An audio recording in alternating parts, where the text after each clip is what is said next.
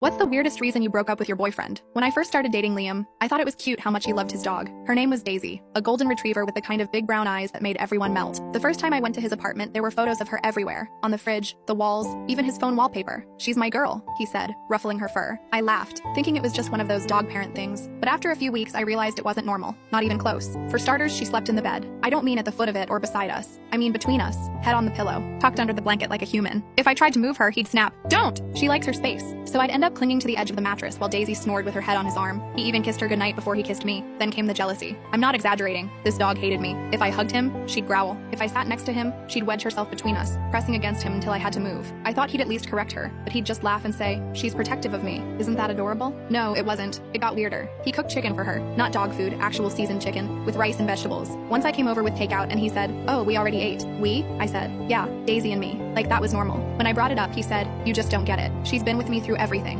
That would have been fine if it had stopped there, but one night pushed it over the edge. We were watching a movie, and I leaned against him. Daisy jumped on the couch, sat between us, and stared me down. I said, "Liam, can you move her?" He looked offended. "She lives here, you don't." I blinked. "I'm your girlfriend, and she's my family," he said flatly. I wanted to laugh, but he wasn't joking. Later that week, I stayed over again. I woke up around 2 a.m. to whispering. I thought he was on the phone, but when I turned, he was sitting up in bed talking to Daisy. Not like baby talk. Full sentences. "You're the only one who understands me," he said, stroking her head. "You'd never leave me." I lay there frozen, staring at him. Then, as if that wasn't enough, he kissed the top of her head and said, "You're my girl, always." I left in the morning without saying a word. I tried to tell myself I was overreacting, but it only got worse. When I brought up maybe going on a weekend trip together, he said, "I can't leave Daisy." "Then bring her," I suggested. "Hotels don't allow dogs," he said, "so I'll just stay home." That was the moment I realized it wasn't about the dog anymore. It was about me being an intruder in his little world. The next day, I stopped by his place with some groceries, trying to smooth things over. Daisy was on the couch. I went to pet her, hoping to at least be friendly, but she growled, loud, teeth showing. "She doesn't like it when people touch her without asking," Liam said, not even looking up from his phone. "She's a dog,"